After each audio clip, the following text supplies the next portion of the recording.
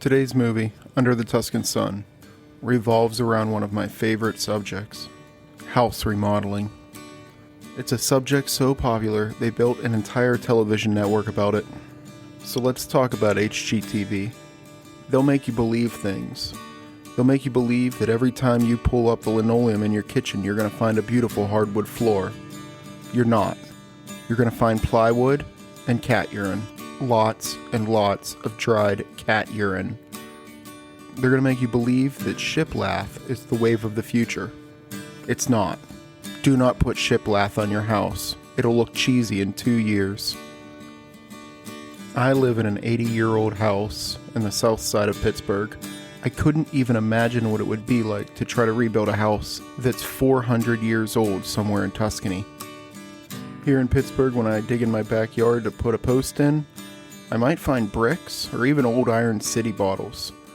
In Tuscany, you might find landmines, or the people that left the landmines. So, anyway, welcome to You've Got Mails. Ciao, CJ. Mwah, mwah. Welcome to You Got Mails, everybody. When you're here, your family. The bippity and the boppity. Forget about it. Nope, I'm not going any further. All right, I'm Jason. I watched The Sopranos twice, though, the whole series through. A little mortadella, a little capicola. Yeah, I'm a little bit Italian now. We don't have any Italian listeners, so we can... It's good, because they won't be there after this episode. Not offending anybody. Welcome to You've Got Mails, everyone. I'm Jason. I'm here with CJ. I'm trying to think of some Italian word, but I got nothing. Don CJ. Don CJ. And today, we'll be discussing 2003's Under the Tuscan Sun. Yes. And look, I'm just going to say this right now. Okay. We're sitting in fucking lawn chairs in my basement. We are. We're under construction, which honestly, yeah. We were at the point where I had to throw out the sectional, and now we're in lawn chairs until the new one appears. It's fitting because there's a lot of home renovation in this movie. You were probably rock hard for the construction scenes in this movie, weren't you? They were tearing down walls. I need me some good old Polish dudes. The shit would happen a lot quicker, I can tell you that. But yeah, we'll get to those guys and more. But yeah, 2003's Under the Tuscan Sun. Did you know anything about this movie going into it? Not at all. This is, other than Superman, I'd never seen a movie with Diane Lane in it before. Wait. Diane Lane, yes. Yes, you're right. Diane Lane. I get Diane Keaton and Diane Lane confused, but this is a Diane Lane flick. She's wonderful. She's good. She's not bad. I'd heard of this movie. I think, and I have to research this, I think there's another movie with Diane Lane that's somewhat similar where she takes like a younger lover. Ooh. And I think it's very racy, if I'm not mistaken. So I need to look this up. I feel like it's like softcore pornography, Diane Lane. And I could be totally wrong, and I apologize, Diane Lane, if you're listening. Or Diane Keaton, for that matter, because I didn't mean to mix you up with Diane Lane. So if either one of you are out there. It happens. Thanks for listening. I do appreciate that she is the ripe old bitter age of 38 in this movie. Is that what she is? Yeah, and she acts like her life is over. She has to restart at 38. God forbid. Like, it's so goofy. This barren old maid trying to restart her life. Well, let's not forget, we did say last week that this is how Stella got her groove back for the whites. And 100%. You had gorgeous Angela Bassett in how Stella got her groove back, and she was this bitter old crone who couldn't get a man, couldn't hold down a man, walking around looking like a supermodel. I know. That's just the way these things work.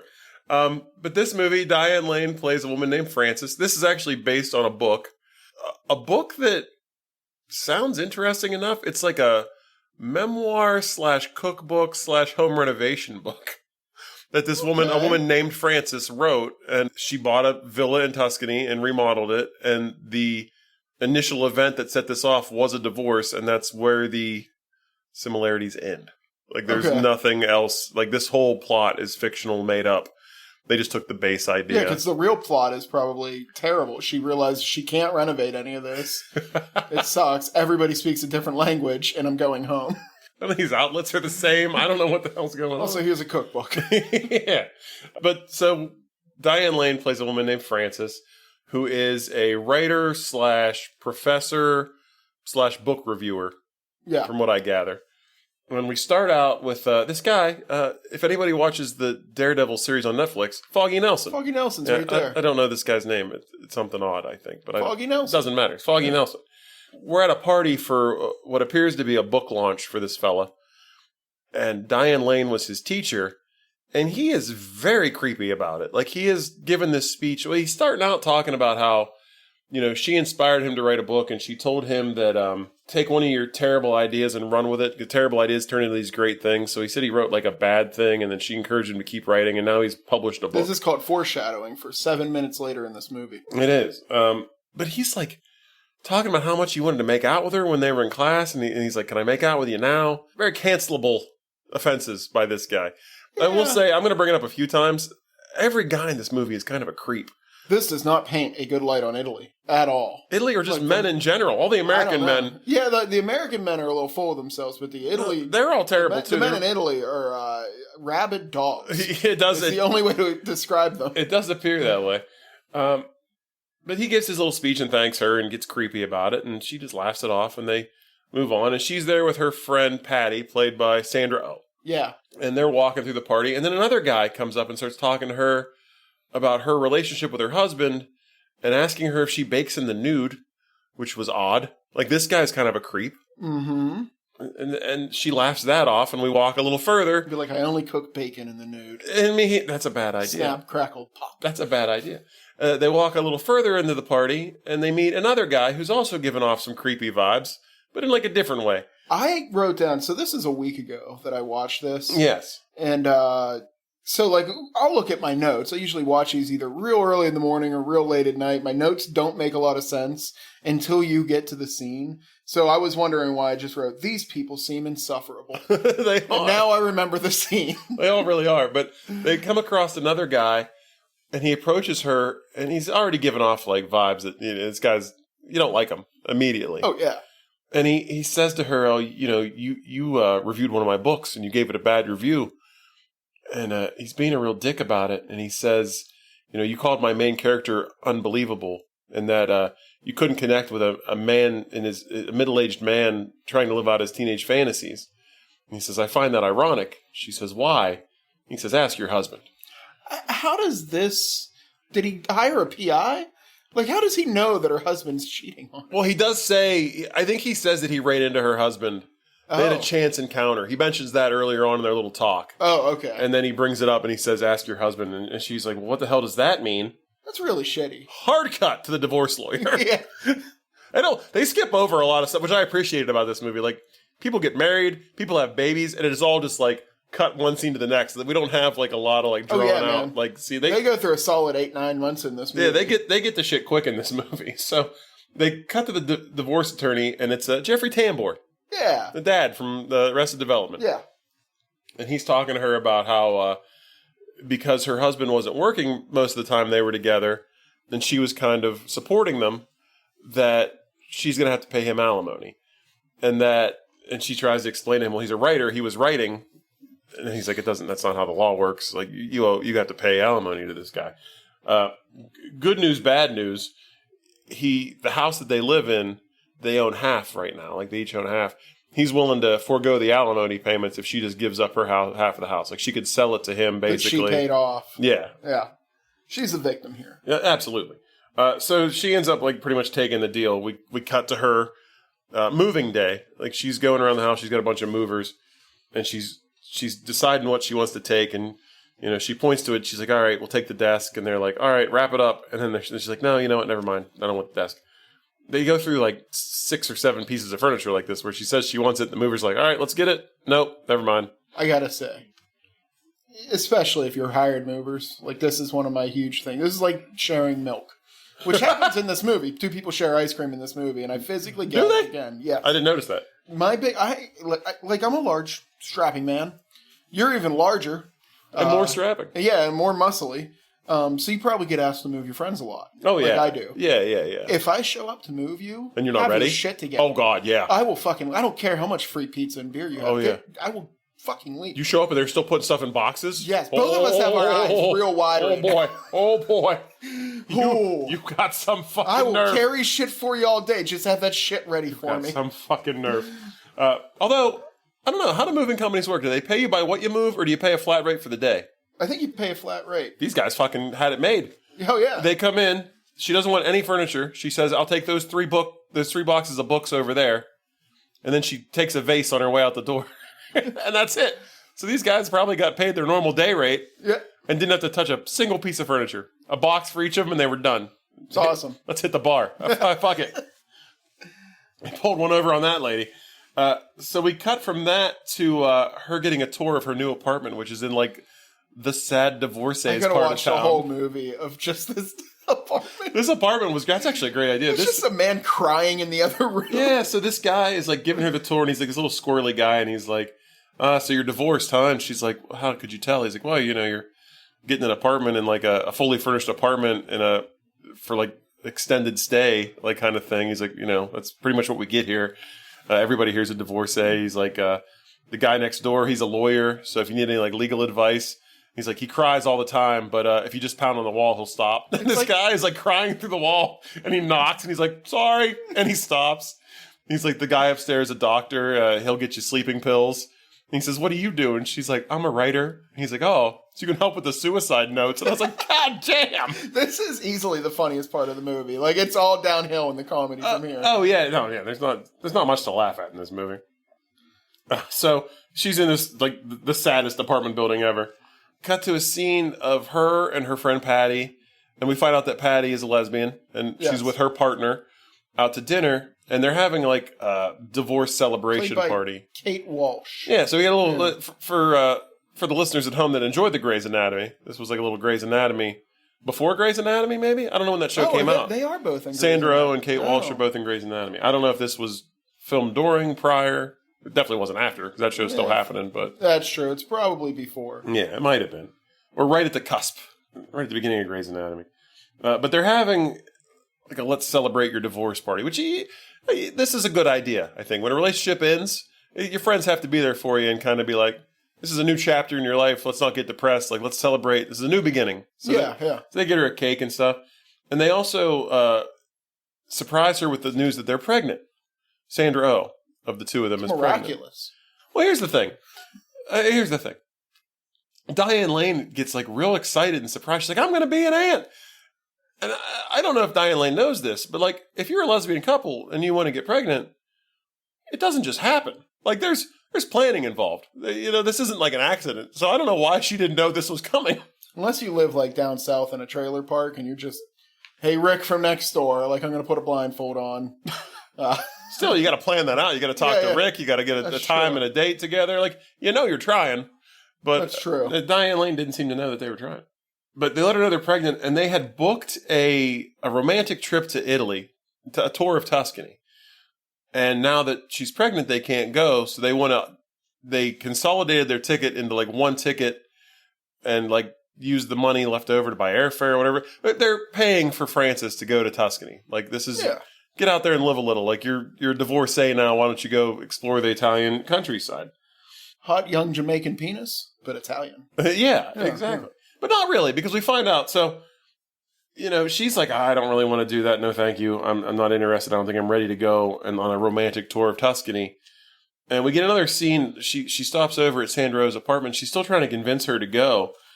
And she's like, I don't think I'm ready to meet anybody. And she's like, you're not going to meet anybody on this trip. I promise you. It's like, well, how is that possible? She's like, this is a gay tour of Italy, like a gay romantic tour of Italy. You'll be the only straight person on the entire tour. And then she explains to her that she gives her this little speech about how like some things happen to people and they just become an empty shell of themselves and they never recover. And she's like, I don't want you to become an empty shell person. We get a scene of her outside of her apartment and she's about to go in and the guy who like runs the place is giving his spiel to like another new divorcee. Yeah. And it's just very depressing. He's like, oh, we got to talk to her lawyer. He's like, she's a writer. He's like, some people move in and never leave. They stay forever. And then she goes upstairs and she's trying to write and the guy across the way is like crying. And enough time has gone by that she knows this guy. Yeah, like she pounds on the wall and she's like, whatever his name is, like, hey, Daryl, could you stop? And he's like, sorry. Do you maybe want to come over later? And she goes, no. Well, maybe. Yeah. And then she sits there and she goes, maybe. What the fuck is wrong with me? The guy crying through the wall? And so she decides, this is how she decides that she definitely is going to Tuscany. We get her on the tour bus now. She's in Tuscany. The gay and away tour bus. Yeah, they've all got hats that say gay and away. Like, it looks like a good time. Like, I might want to go on a gay tour of Tuscany. And the tour guide gets up and he's like, gives her like her own little special welcome. He's like, I want everybody to want everybody's attention. We'd like to welcome Frances to the group. She's going through a nasty divorce right now, and she's straight. And the whole bus goes, "Aw." They're all disappointed that she's straight. So I thought it was fun. I love this. This reminded me of one of my favorite movies. Boat Trip. Jesus Christ. Do we need to put that on the list? We've brought up Boat Trip multiple times. No, we do not. All It is right. not a romance movie. But they get off at like a little Italian market, and this reminded me of one of my least favorite animals. There's a goose in this goddamn market. Somebody just carrying a goose around, selling a goose. I saw that. Yeah, I saw Maybe he it. was robbing somebody. I clocked it. Fucking geese. Give me all the money in the register. I dropped this goose. That's actually, I would turn out my pockets if someone approached me with a goose and told me that they were robbing me. Yeah. You don't want that smoke. But she's in the market, like wandering around, and she sees this woman who's like clearly like really well put together. She's dressed very nicely. Looks like she's from money. She kind of looked like a hot old Death. Like as soon as I saw her, I'm like, is this lady Death? Like she's tall.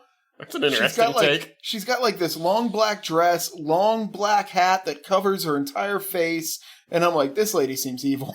Like, she's got something going on here. She's not, but... You're talking about the woman who's just rubbing baby ducklings all over her face? That's who you thought was Death? You know why you buy baby ducklings at a store like this, right? You don't take them home as pets. You don't name them. What do you do with them? Pluck them and put them in pots, man. You don't eat a baby duck, do you? Do you eat baby duck? I don't eat baby ducks. I've never eaten any ducks. But this woman is like rubbing a baby duckling on her face, and it's just like, looks like she's in like pure ecstasy, just rubbing this duck all over her face. And Diane Lane is kind of interested in her for whatever reason. Like, she's captivated by her, and I guess she wants to talk to her. I don't know, because she starts following her through the market, and she comes around a turn and loses her, but finds one of the guys from the bus tour, and he's trying to write a postcard to his family, and she brings up that she's a writer, and he's like, well, maybe you could make this sound better than I ever could. So she writes this like beautiful paragraph, and the guy reads it out loud, and he's like, this is utter bullshit. Like, I don't understand. My mother would never think that I would write this. What is this tripe? Yeah, and I'm like, you fucking asked her, pal. I didn't get that he was with the trip. I thought, like, I actually wrote here, wow, she's flirting with him, and he just didn't bite, and he's dumb and ugly. He's sitting next to her on the bus in the next scene. Yeah, well, that's when I figured that out. Yeah. But she writes this, he's totally fucking unthankful for it, and so she gets up, she's like, whatever, and she runs into the duck lady. She's actually stops at like a building and sees a sign for a villa, Italian villa for sale. And the duck lady creeps up behind her like Death. Gets up right behind her, and she's like, oh, you should buy the house. Like, you should buy this house. And she says, I don't, that's a terrible idea. And she goes, oh, terrible ideas, don't you just love those? And this is a callback to her student who said, take a terrible idea and run with it or make it a better one. Supernatural. Yeah, she kind of is. I mean, you know what? You might be onto something. So she kind of plants this idea in her head about buying this villa. And they get back on the bus and they're driving. And there's like a herd of goats crossing the street, and the bus stops. And she looks out the window, and they're right in front of that villa. So it is very much like serendipitous, this whole movie. A lot of things happen. Oh, yeah. You know, there does seem like there's other forces at work. The ghosts of Italy, past, present, and future. No, goats. They were goats in the they were goats. Not ghosts. Oh. Yeah, goats. Shit. So they stop, and she like gets off the bus and just walks to this house. And they all, like the tour bus and everybody, like watch. They're like, "Where are you going?" And she gets off. The goats clear the road, and they're just gone. Like, remember that cute young lady that was on the tour with us? We fucking abandoned her. Yeah, they left her in the middle of an Italian countryside. In Italy, where all the men are basically penises with eyes attached. They really are. So she walks in and she just walks on into the house. And she's looking it over, and she starts to hear voices from the room, and she goes in, and there's a couple trying to buy the house. And this little old woman, the Contessa, and her lawyer are there, real estate guy, are there, and she's like, oh, I came to look at the house. Like, oh, I'm sorry, but they already made an offer. And the Contessa drives a real hard bargain. Like, the lawyer keeps telling her, like, this is what they offered, and she doesn't want to sell it. Like, she's upset about it. She keeps making it like a worse and worse deal. Yeah, and then Diane Lane is like, well, how much did they offer? And she says, well, she's like, I'll give this. And like, they kind of go back and forth, and the Contessa keeps like shooting them off. And eventually this couple is like, fine, like we'll find a different villa somewhere. We got Italian villa money. We can buy any Italian villa, is my guess. You can do this right now. Like, there are tons of properties. I had to look this up after this because I remember seeing it as a news article. Tons of properties across Italy that you can buy for $1, and then they will naturalize you as a citizen. What? As long as you maintain and, like, rebuild the property. Really? Yes. CJ. Like, me and you could hop on a plane, head on over, buy a house today. Gaying away. That's right. I do. I love spaghetti and meatballs. So that is like the tip of the Italian iceberg. I'm a simple man. The couple leaves, and then the lawyer is talking to Diane Lane. He's like, no, he's like, she still doesn't want to sell. Like, she said she needs a sign to sell the house, and she doesn't have a sign. You're the right one. So Diane Lane's like, all right, well, I guess I'll just get out of here. And she turns around and goes to walk out. There's a bird inside the house, and it shits right on her head. And the Contessa is like, Eureka! Like, or whatever the Italian equivalent of Eureka is. And she's like, this is the lady. She actually says, like, she says something about a saint, and it's the patron saint of animals. Yes. I read this online.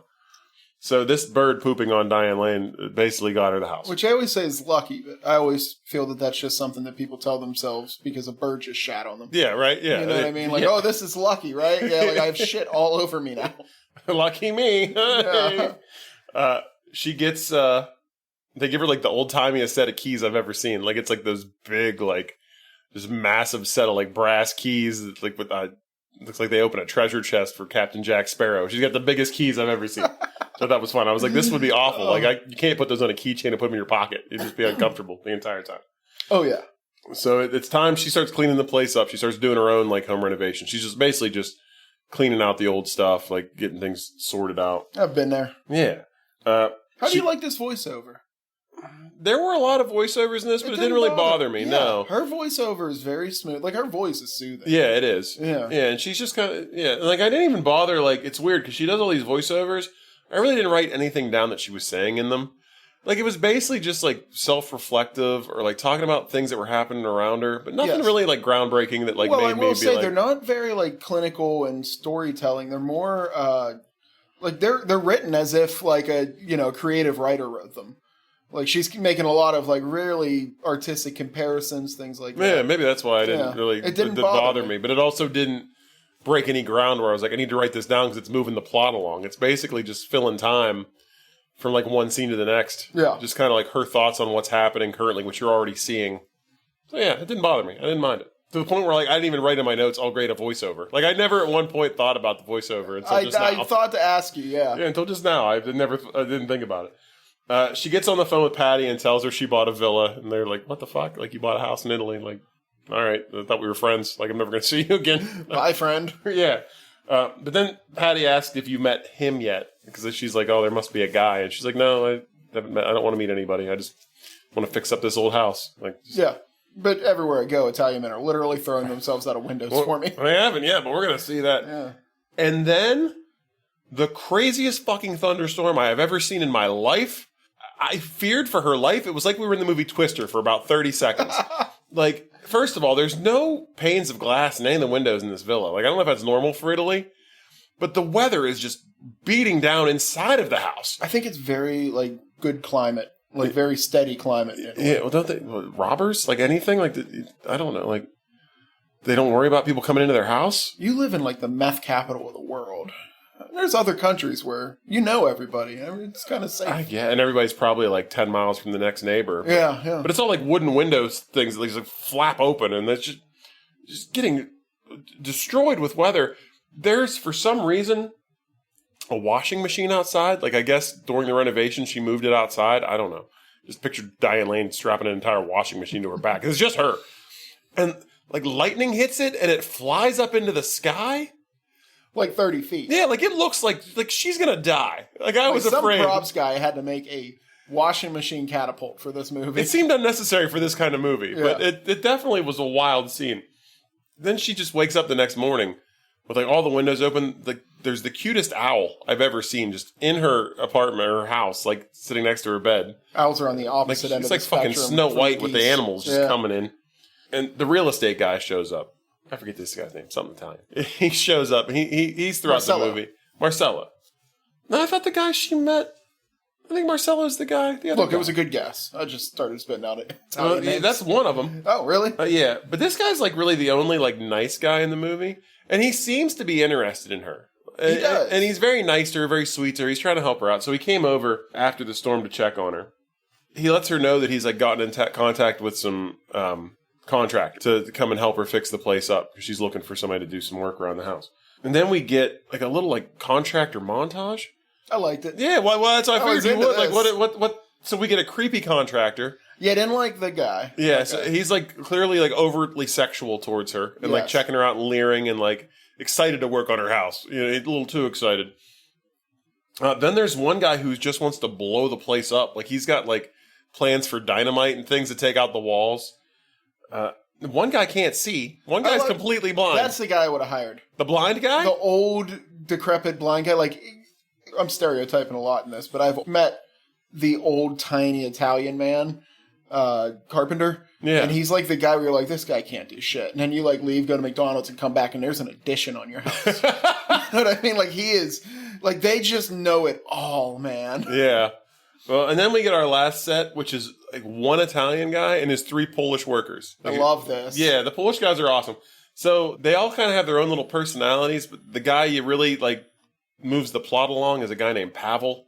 He's like the youngest guy.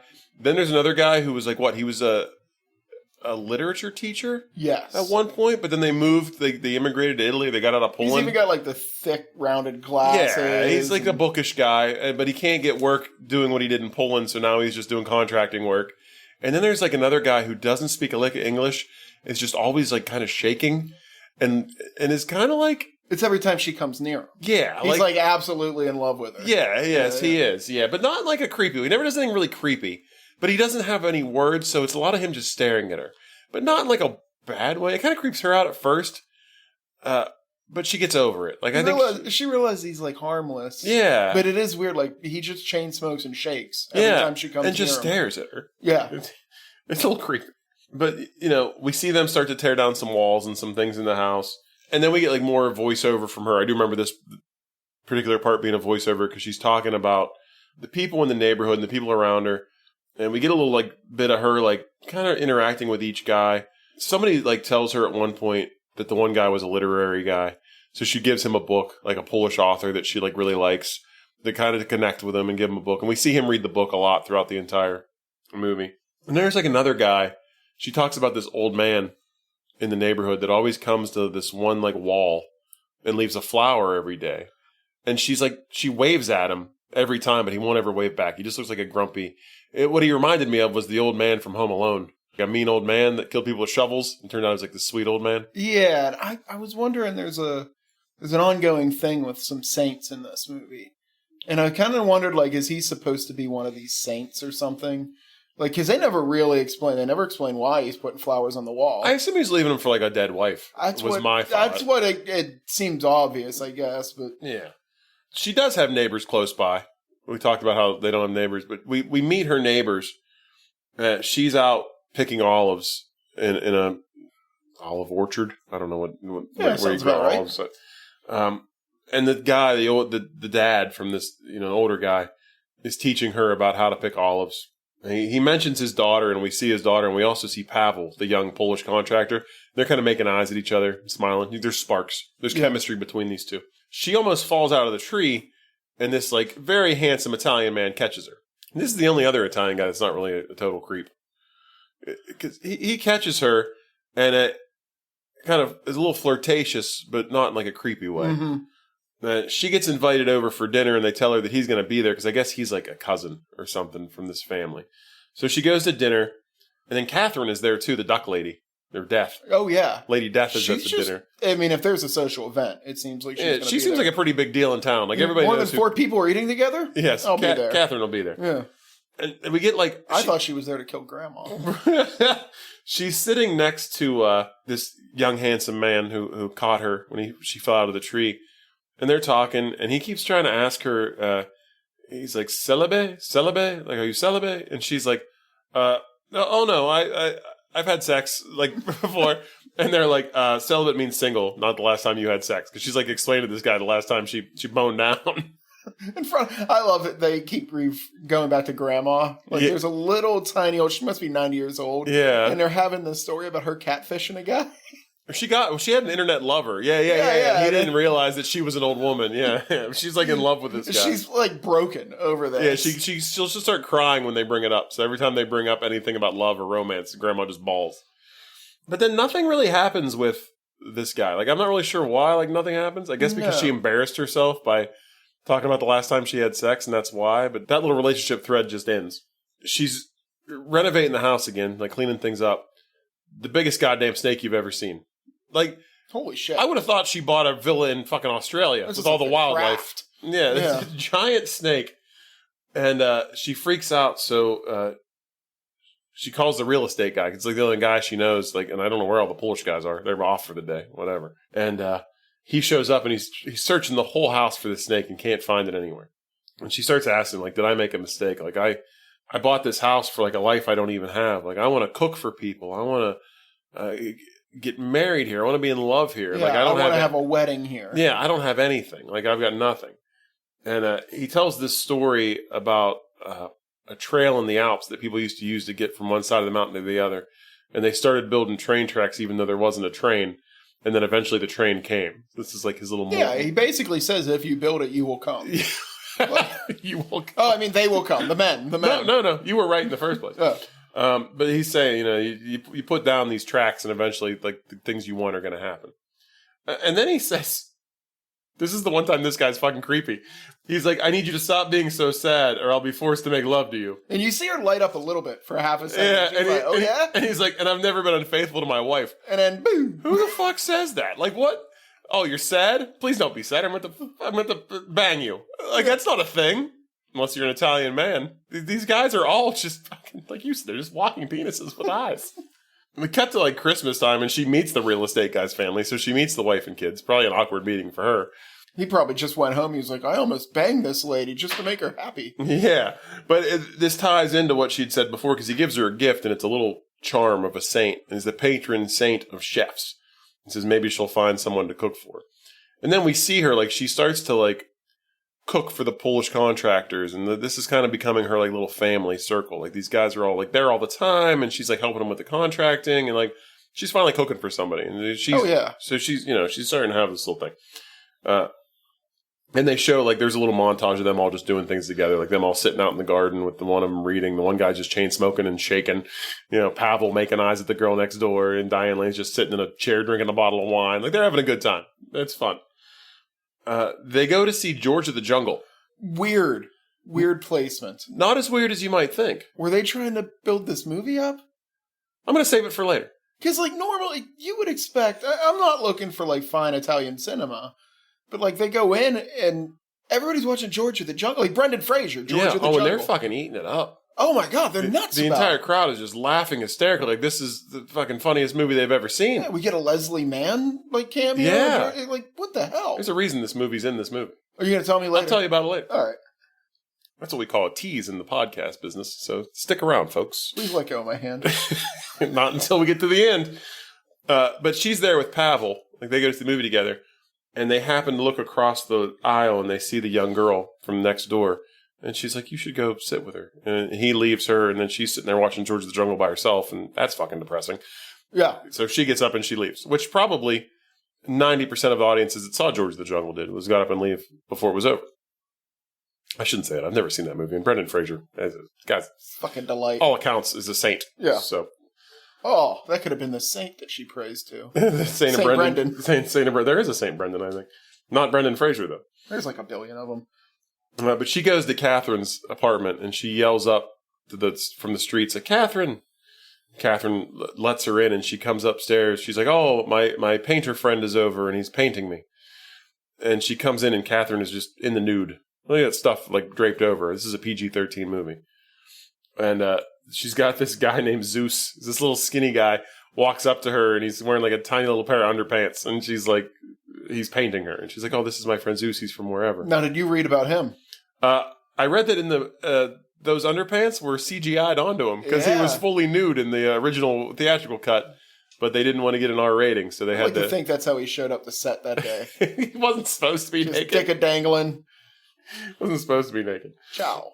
And, like, she goes over and she's, like, looking for advice from Catherine, and Catherine says to her, I wrote this down, she goes, "You're boring, you're sad, you're a big black hole, forget your regrets." And she tells her a story about ladybugs, about how when she was a child, she used to want to go out and catch ladybugs, but she could never find them. When she tried to catch them, they'd run away. Until one day she fell asleep in the field. She woke up covered in ladybugs. That would have freaked me the fuck out. Yeah. But Catherine was ecstatic.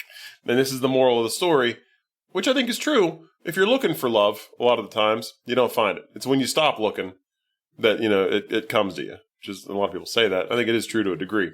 But she says, just forget about it. Eventually, good things are going to happen. So she takes this advice and she starts working on the house. And she needs a part for like an antique chandelier. So she decides to go into town, takes the bus into town to this nice Italian market. She's looking for an antique store. As soon as she gets off the bus, this is the part. There are 3 young Italian men who start catcalling her and following her and harassing her. I mean, running after. It's like a fucking Mentos commercial. Like to the point where, like, if they catch her, I'm afraid of what's going to happen to in the middle of the Francis. street, and everybody's just like, "Oh, the rapist." Grazie, hey, Grazie. Forget about it. that's These where guys, alley cats, really. That's where the term "forget about it." I didn't see nothing. I mean, I was a little nervous for a second, like they were going to grab her up and start shaking her or something. I don't know. There was like almost a Taken situation. Like we have to call Leslie fucking Liam Neeson. I said Leslie Nielsen. How's that? That'd be even better. Like a Naked Gun / Taken scenario. He's been dead for 20 years. It'd be nice to see him. Yeah. But as she's running, this guy comes out of a storefront, and she grabs him by the hand and kisses him, and she's like, "Oh, there you are." And these guys are like, "Oh, all right, well, peel off." Like she's already taken. And she thanks him, and she goes to walk away, and he's like, "Hey, what the heck? Like you just grab onto me like that, and let me take you out for a drink or dinner or whatever." And she's like, "Oh," and she says, "I'm not really here to sightsee. I'm shopping for chandelier parts. I'm looking for an antique store." And she goes, "Well, my uncle owns a chandelier, not a chandelier store, but an antique store. It's about a 3-hour drive away." And he's like, "I could take you there." And I'm this sounds like abduction and murder. This is also a bad idea. This is terrible. This is how Francis doesn't get seen again. But did you hear his accent? No, he's dreaming. And he looks like a sexy Balky Bartarkus. He does look, he does look like a sexy Balky. But this is Marcello. This guy is Marcello. Oh, okay. I did think this was funny. She says, "You might kidnap me or take me away." And he's like, "Is that what you think of Italian men?" He's like, "You're an American woman. You might kung fu me and steal my car." And this breaks the ice, and she's like, "All right, let's go." This guy drives like a goddamn maniac. Oh my god! Like this is. There are no rules in Italy. Yeah, what was that movie with DiCaprio? This is Great Gatsby levels of asshole driving. Like this guy is flying in and out of traffic, looking at her the entire time. Not safe. I would have asked. She's having a blast. She really is. I would have asked him to stop the car and get out. Like that's where I would have been. Yeah, but he wasn't finished abducting her. No, just like white knuckling the fucking dashboard. But he takes her like 3 hours up the coast of Italy to not even an antique store. His family owns a bar on the beach. Place looked real nice. But like let's say you meet someone. First time you ever meet him. And there's a little bit of sparks. There's flirtation. And they're like, "Well, come with me. I'll take you somewhere." A little date-ish sort of thing. They take you to where you're going, and you meet their entire fucking family the first time ever. I think this is pure culture right here. Do you think that's what it is? Yeah. I mean, I did say when you're here, your family. I mean, Olive Garden's got it right, I guess. The Italians are big on family, so. That's true. I mean, but here in the States, we got to be weary about that. My mom, I don't think she knows my wife's name. She's met her. She was at the wedding, but she just keeps saying it wrong. Hasn't seen her in 12 years. So it's like, all right. It's one of those things. But over there, everybody's family. Yeah, all right, maybe. You got to meet mom first. But he takes her to this bar, and then we do find out that there is an antique store. His uncle owns an antique store, and he lives above it. But they didn't have the part she was looking for. And then but Marcello has the part she was looking for. Goddamn right he does. First of all, little niece comes over, gets on his lap, the smooth talking. Oh, this is where they share the ice cream. Yes. Between a child and an adult, I don't have as big a problem with it. That borders on no. Really? It's two grown people sharing milk products that bother me. But like a child and an adult, like familial, I feel like is okay. Mm-mm. Really? No. All right. Well, absolutely not. to each their own. But he's talking to the little girl, and you can see she's already starting to sploosh. Then he gives her some limoncello or limoncello that they make themselves, and it's basically grain alcohol flavored with a little bit of lemon and sugar. He explains to her the process, and he's very passionate about it. She splooshes even harder over the limoncello, and he gives her a drink, and she likes it. They take a walk on the beach, and they find a kitten. It's a random kitten. Yeah, that was just a cat? Like, what the hell? Yeah, it was just on the beach, like Italian cat on the beach. And then she's like talking about how she has to go, and he says to her, if you smash into something good, you hold on till it's time to let up. And he's ready to smash. You can guarantee it. And he tells her what beautiful eyes she has. And then she's just like, sleep with me. She asks him to sleep with her. What does he say? He says, I'm going to make love all over you. Yeah, well, First they kiss against, like, the worst green screen I've ever seen. Like, when they actually have their first kiss, like, it looks like they're in front of, like, a Sears photography studio, like, backdrop. So this big romantic kiss. And then they go up to his apartment. He says, I'm going to make love all over you. And he's on top of her, and he kind of, like, his head slowly goes down below the frame of the camera. And then she reaches out and just grabs the penis of a statue next to her, which I thought was odd. But whatever. Hey, technically a threesome. When in Rome, right? Yeah, they weren't really in Rome, but they were pretty close. Next morning, she's like... It's like, that's my great-great-great-great-grandfather from Pompeii. Please let go of him. The next morning... they're in bed and like just flirting, and she's like touching different parts of his body and asking him how to say it in Italian until she gets down to the salami. And he tells her the name for that, which I don't recall. And he tells her that he wants her to come back this weekend. She has to leave, but he wants her to come back, and she agrees. She tracks down Catherine when she gets back to town just to basically tell her she got some. And Catherine is having brunch with like 7 nuns. Just the woman is everywhere. Yeah, I mean, seriously, if more than 3 people are meeting anywhere, Catherine's showing up. Yeah, like these nuns sat down for brunch and Catherine just appeared and was like, oh, what do we have? Surprised she wasn't at dinner the night before, 3 hours away. That's true. And she tells her, ladybugs, Catherine, ladybugs. The following weekend comes and she's getting ready. She's all packed up. She's got her things ready to go. She's going to go see Marcello up north. And she walks out of the house and she's going to her car. And Patty, pregnant as fuck Patty, shows up. Like, big as a house. She wouldn't fly before. No. And I'm like, why are you here right now? Like, you shouldn't be traveling. Like, you're ready to pop. Clearly. She's surprised. First of all, I hate a poppin'. I don't like a poppin'. Imagine one where you're in another country. Another country. And the person that showed up is probably going to need a ride to the hospital at some point. Soon. Yeah, very. Like that afternoon, probably. Yeah, very inconvenient. There is a leg sticking out of this woman. It is small, but it is a leg. Yes. But we find out that the girlfriend, Kate Walsh, left her. Well, she's like 9 months pregnant. That's some bullshit. It is some bullshit. So she didn't know what to do. Please stick around and name that child. Yeah, she didn't know what to do, so she came there. So Francis has to call Marcello and tell him that she can't come, and he's kind of a dick about it. Marcello's kind of pressuring her, like, oh, giving her the guilt trip.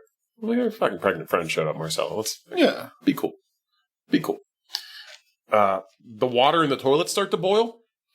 Not a thing. Is that okay? I was going to ask you because you are a handy man. Not a thing. Yeah, so she's there's at no point should boiling water be anywhere in your actual plumbing. Yeah, Patty, unless you pour it down the sink. Okay, yeah, Patty comes and gets her and is like, your toilet's boiling, and she walks in and there's just like steam rising out of the toilet. She's like, oh, they must have crossed one of the pipes. That's not a thing. Not a thing. No. Here's my little tip for you. If you ever walk in the bathroom and the toilet is boiling, get the fuck out of that bathroom. Like something bad is about to happen. And, next time you're in the kitchen boiling water, just dip your finger in it. You'll see what that feels like to have it all over your fucking body. Mm-hmm. Yeah. So she runs through the house trying to find the contractors, and she goes into her own bedroom, and old Pavel's in there getting ready to do the deed with the neighbor girl. Like, they're half clothed, like, on the bed. In her bed. And she takes this personally, which I would too. I mean, yeah, she hasn't even broken that thing in. You hire a contractor and you find him in bed with the young neighbor girl, you're gonna have problems. But she's upset, and he explains to them that they're both like pleading for her. Like, he wants to date her, but her father won't let him because he's Polish, and they need Francis's help. He's going to go to like some kind of flag throwing event. It's like a little festival. It looks like color guard from like a high school football game. It does. They just twirl flags and throw them in the air. And he's asking her to give him a ride because he thinks if he can go and do it and not be Italian and do it better than everybody else, that the father will be like, all right, this is my guy. Like, he can date my daughter. Funny thing is, the dad doesn't even go to this thing. Because she explains, like, the girl says, I need a ride because her dad's not going. I'm like, well, then what the fuck is the point? Because he's not going to see you. Yeah, big plot hole. Absolutely right. I guess maybe the word will spread through the town. Did you hear about the Polish guy that threw the flag? And I'm like, oh my God, this guy. It sounds like a bad joke. Polish guy enters a flag throwing competition. He goes and does the performance and it pretty much nails it up until the end when he throws the flag in the air.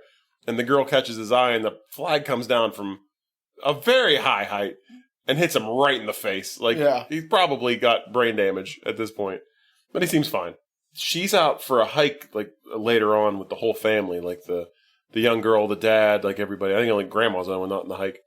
And they're out up on this hill, and one guy gives her binoculars. He's like, oh, you can see your house from here. And she looks down, and she sees Marcello is there, leaving, and talking to Patty. It'd have been great if he was, like, putting his pants on. I know she's a lesbian.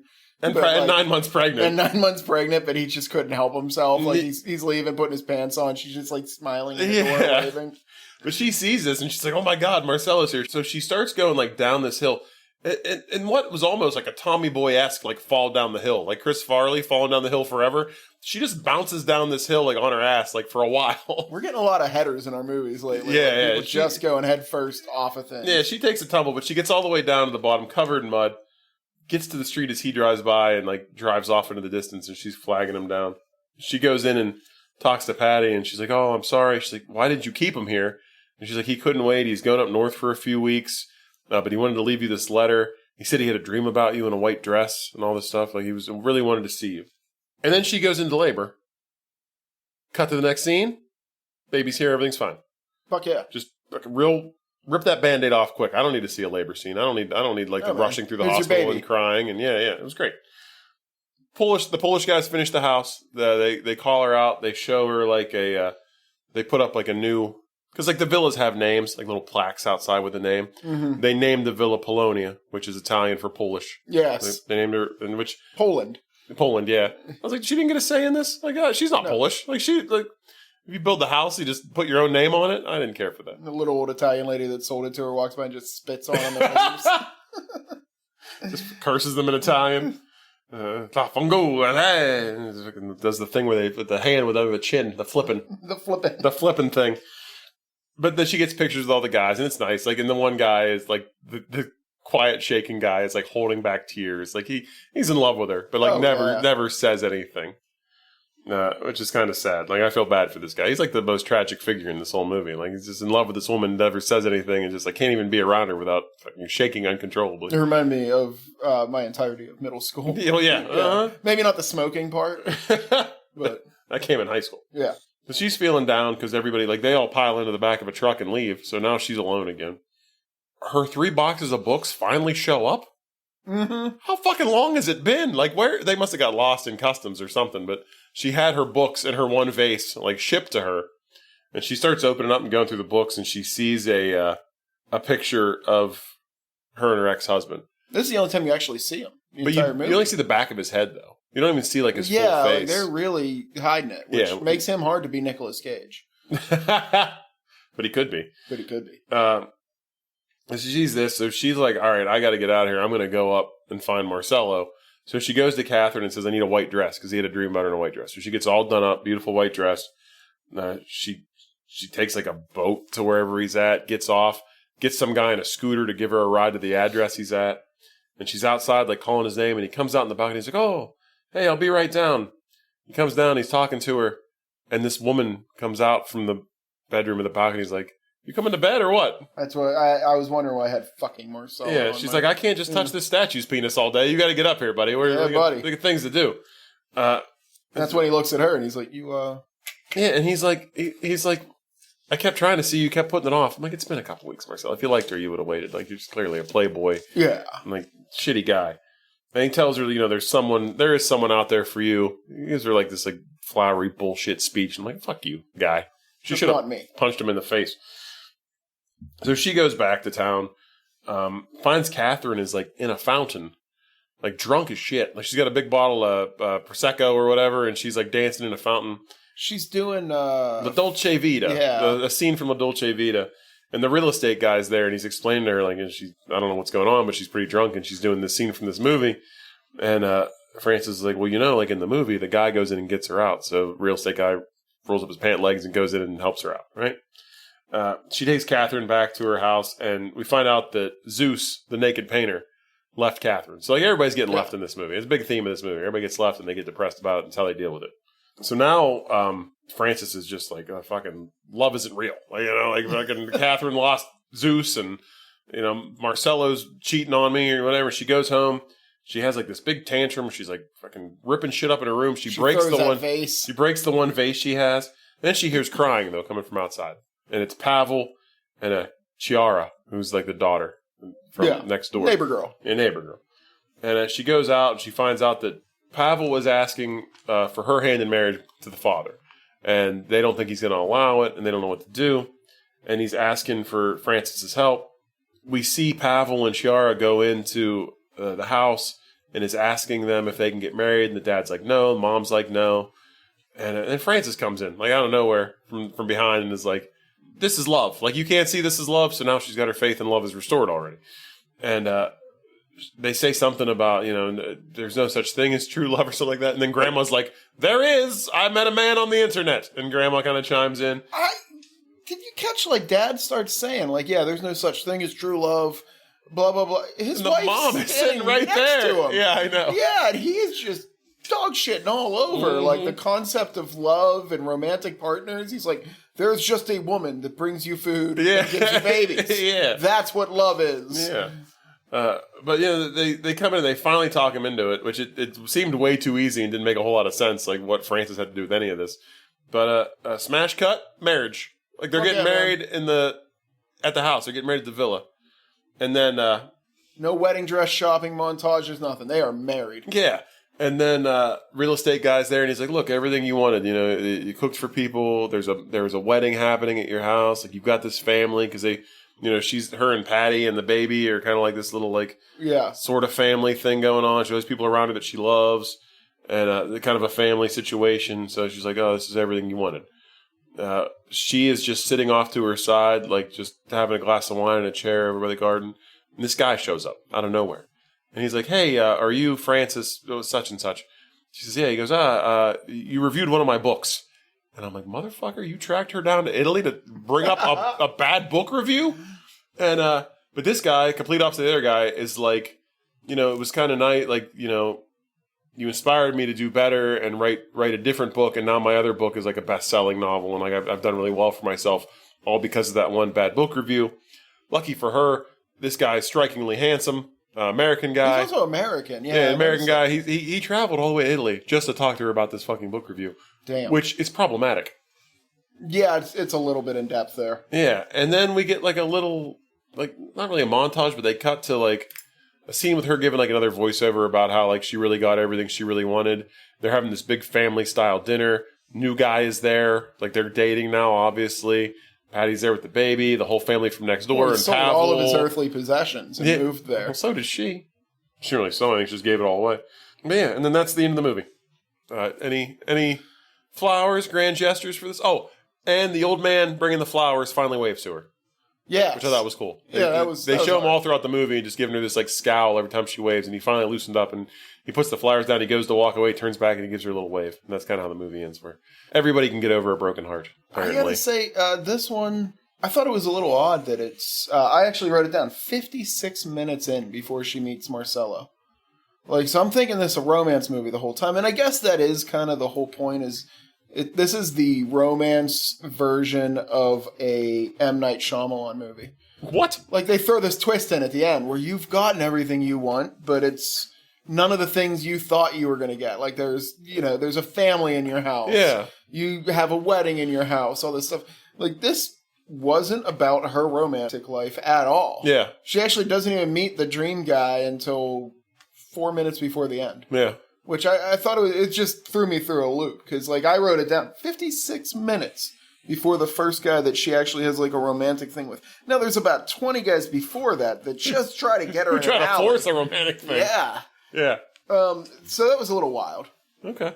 Kind of piggybacking off of what you said, this movie was that. Like, I thought it was more about getting over like a breakup and like finding the dare I say your groove? You're finding your groove. Yeah, you get your groove back, but kind of like creating your own life alone. So I didn't necessarily like the fact that they shoehorned that fucking guy in at the end. Oh shit, this is exactly what I always say. What's that? Live alone. Figure out yourself before you try to live with other people. It is. This is your movie. Yeah, this is it right here. Yeah. Oh man, I'm adding points. But we're not negative anymore. But I didn't like the fact that they shoved that guy in at the end. Like I didn't feel like he was necessary. Like it could have been a great story, and she could have like found her happy place with. She becomes an Italian nun. She didn't need no man.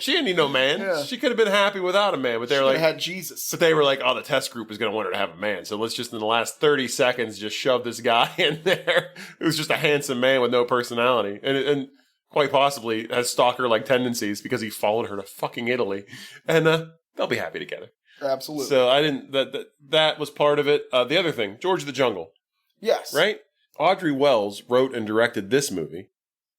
The first movie she wrote and directed, George of the Jungle with Brendan Fraser. This movie shares the same writer and director as George of the Jungle with Brendan Fraser, if you can believe that. Wow. Yeah, which is also funny to me that everyone in that theater was just fucking riotous laughter, just loving the shit of the movie, because this woman was probably like, they're going to love this fucking movie. Like, we're going to put this movie in, and they're going to treat it like it's the fucking Godfather.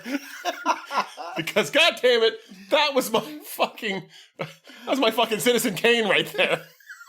And it will be treated as such in Under the Tuscan Sun. But that's that. That's great. That's why that movie was in that. So we chick flick it to a dick flick it. Sure. Let me ask you, have you ever seen a movie called, actually another boat movie called... Ghost Ship? Have you ever seen a movie called Ghost Ship? I can't say that I have.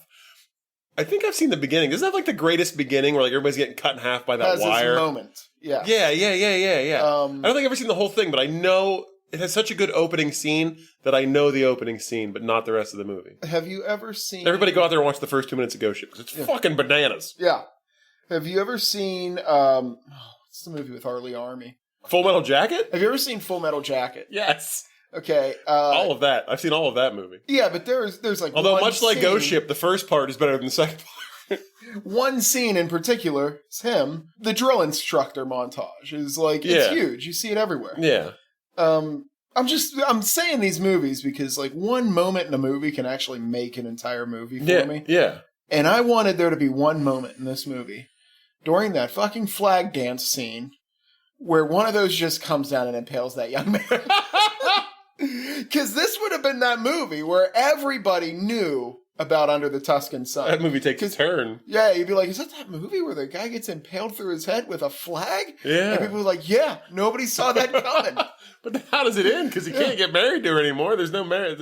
Like, I always think of... she just goes into a deep depression and never comes out of it. There's the movie Constantine, which is not a great movie. Mm-hmm. There's a great scene with him and the devil. Yeah. And the devil's just swinging around with what looks like a metal chair, but he's just using it as like a hand prop and talking to him. Yeah. Makes the whole movie. Yeah. You know, you need that one scene where a guy gets killed by an Italian flag. Okay. That's what I wanted. And this would become a pure dick flick. Every guy would know about this movie. I like it. I've got 2 dick flicks. Ooh. But they're both relatively short. I don't have anything fleshed out per se. But the one, the Italian villa is haunted, and this just becomes a straight on horror movie where she moves there and buys this Italian villa, and just ghosts, creepy things start happening. It felt haunted the entire time. I mean, when the lightning struck that washing machine, Jesus Christ, it was like something out of Poltergeist. I mean, I have it's like a ghost story in my notes. Yeah, so I think we get a lot of legs out of that. We just haunt the villa, and it turns into like a straight up like Nicole Kidman haunted movie. It's something like that, you know. I mean, we get. Ooh, the old man's bringing flowers to appease the spirits. Yeah, or his dead wife is haunting the place, and that's, and she ends up having to get with him, and they have a seance, whatever. I don't know, but it's it's Italian ghosts. They're like boo bitty boppity. You've been sitting on that for an hour. I know it. Literally just came to me. I swear to God. The other one, what's something every fucking guy loves? I think it's inherent. It's ingrained in us. Porn? Besides that, the Three Stooges. Oh, everybody loves the Three Stooges, right? Yeah, absolutely. Let's make, instead of Italian guy and 3 Polish guy contractors, we just make the contractors the Three Stooges. And you just got Larry, Moe, and Curly just fucking up this house. Just yucking it up in the background. Yeah, the entire time. Just like, destroying this house. That's wonderful. Yeah. I love it. That's it. Just blend them together. Why not? Yeah. I mean, there were multiple Three Stooges shows with them like hunting ghosts and stuff like that. Yeah. So, Yeah. Oh, yeah. They're remodeling a haunted house. Mm-hmm. I love it. All right. Yeah. That's it then. That's okay. So let's Nick Cage it. Yeah. I thought about making him the young boy. Just because, like, everybody keeps saying how inappropriate he is Pavel? that he's with the neighbor girl. Yeah. It'd be very inappropriate for Nicolas Cage. Absolutely. But I like him as the old man. Oh, give him the flowers? He's not that old, though. Yeah, that's what I mean. That's what makes it him? even funnier. It's like he's just out there, like, shuffling along, and he always waves back for way too long. Yeah. Like, he just keeps waving until she finally, like, backs out of the window. Okay. I like him as, like, the three creepy guys in the alley. Like, just CGI him 3 times. So it's all Nicolas Cage's, like, chasing her down the street. 3 different Nicolas Cages. And just doing bad. Like, hey. One's got the long hair. Hey, baby, come here. Oh, hey, come on. One's got John Travolta's face. Yeah, I could eat a peach for hours. You know what I'm saying? Oh. Hey. Yeah, that's... And Andrew Dice Clay? That's just my Italian accent. All right. I like it. I connected Nicolas Cage to the guy that played Marcello. Oh. Raul Bavo. Is his name. Raul Bavo. He was in Alien vs. Predator. No shit. No shit. Which also stars Lance Henriksen, who plays Bishop. In Aliens, he plays like the guy that Bishop was modeled after in Alien vs. Predator. He plays a human. Lance Henriksen is in Scream 3, which also stars Liev Schreiber. He plays Cotton Weary. Liev Schreiber lends the voice to Kingpin in Spider-Man Into the Spider-Verse, which also stars Nicolas Cage as Spider-Man Noir. First time ever. Yeah. Pulled in the Spider-Verse. Yeah. And that's a great role for him. It really is, yeah. They're making a live-action Spider-Man Noir with Nicolas Cage. It's going to be on, like, Disney Plus or something. It's already filming.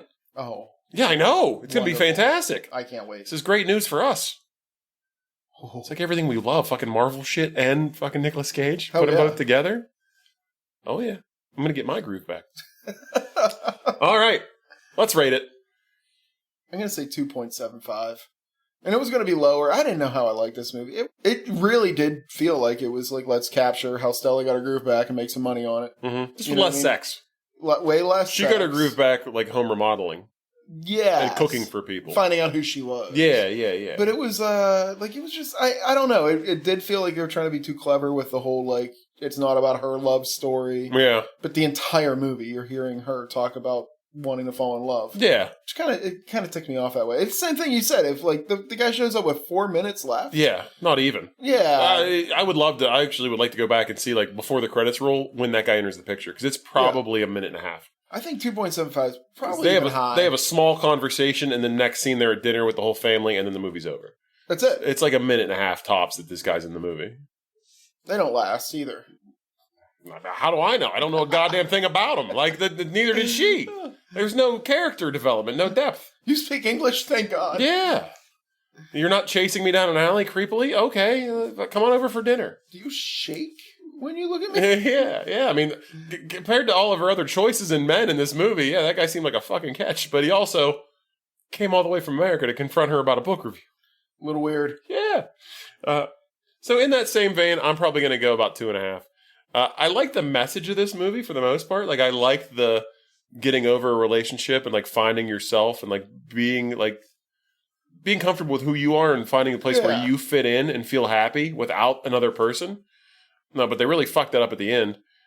And overall, like, the movie to me was just kind of bland. Like, it was okay. It had its moments. Like, that's probably she's very likable. Like you said, I like Diane Lane. Like, she was good in this. I look forward to maybe seeing a better Diane Lane movie down the line. But it was just an average movie. Like, I didn't really care that much about anybody in this movie. Like, nobody really stuck out to me. I was like, oh, I really hope they find what they're looking for. Like, it's just boring. Yeah. I really liked the Polish contractors. I thought they were fun. I thought they were good.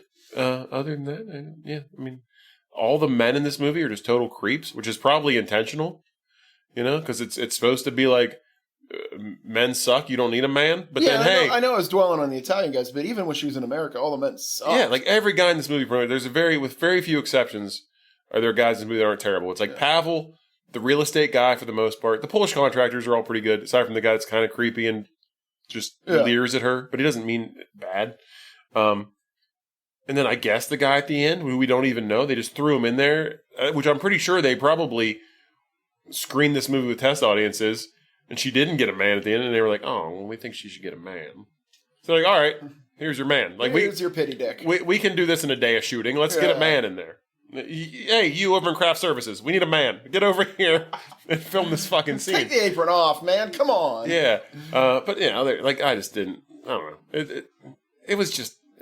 The twos is where I put the movies where I didn't like them, but they weren't offensive. Yeah, I didn't like it didn't like ruin my night watching this movie. Yeah, I didn't watch this movie like I wasn't wishing for it to be over. Yeah, but it just at the end of it, I wasn't like I wish there was more of this.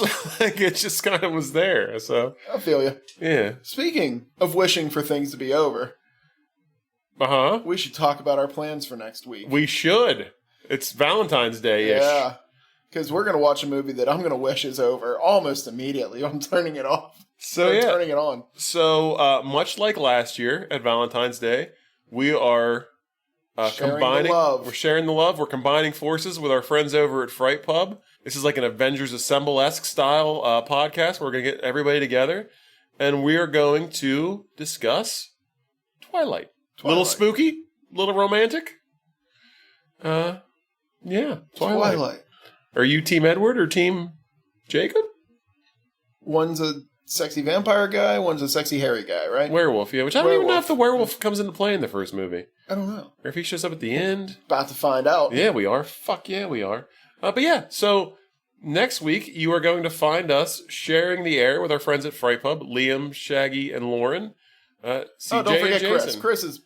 Chris is the integral man behind the scenes. Like, he's the guy that pulls it all together. Yeah, I mean, we owe a big thank you to Chris, because not only does he edit the shit out of Fright Pub and make it amazing, he's actually helped CJ quite a bit with editing this podcast as far as tips and tricks go. So. When I met him, I was just smacking my computer with rocks. Mm-hmm. Big shout out to Chris. So a big shout out to everybody at Fright Pub for allowing us to be a part of it, because we like those guys a lot, and it's always a good time. So next week, it will be us and the Fright Pub gang doing Twilight. But until then, please follow us on all the social medias, wherever you get your podcasts at. Like us, subscribe to us, love us, write us a review. Follow us on Facebook for that sweet, sweet meme. Yes, buddy. You get a meme every week for whatever movie we're doing. And we also throw up links to the podcast. We share things here or there. Yep. Yep. Oh, I know. CJ didn't make a meme yet, but hopefully there's one up soon. We'll see. Give me an hour. This could be the week there's not a meme. But you guys will never know that. And send us an email at you've.gotmails@yahoo.com. If you're listening from Italy, what'd you think of my accent? I thought it was pretty spot on. Wow. Yeah. It's a wow. Is how you say that. Please, send us an email. Let us know where you're listening from. If you can't figure out the email, hit us up on Facebook on Messenger. We will always answer those as well and chat with you a little bit. But until next time, when it's us and the Fright Pub gang doing Twilight, please, stay romantic and don't be shitty to each other. I love it. When the moon hits ya like a big pizza pie. That's Diane Lane.